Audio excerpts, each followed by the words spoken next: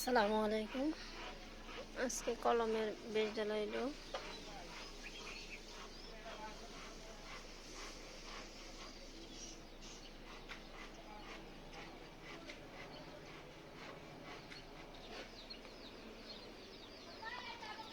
আজকে এই দুইটা হইছে, তো মাটি পড়লো কোন দিকে আবার কে চারটা হয়েছে দেখাতে পারি নাই। মাঝখানে সেফটি ট্যাঙ্কি, গরুর ঘাস কাটা অনেক কষ্ট। আর 2-3 দিন গেলেই আবার মাটি দেওয়া করবে।